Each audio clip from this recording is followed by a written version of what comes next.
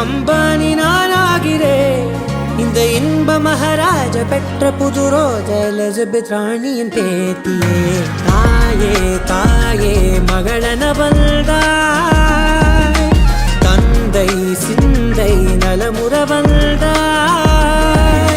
நீயே லோகம் என்று ஆனாய் பெண்ணே, என்னை ஆளும் தெய்வம் நீதான் கண்ணே. பெற்றது நானா இல்லை உன் மகனே நானம்மா.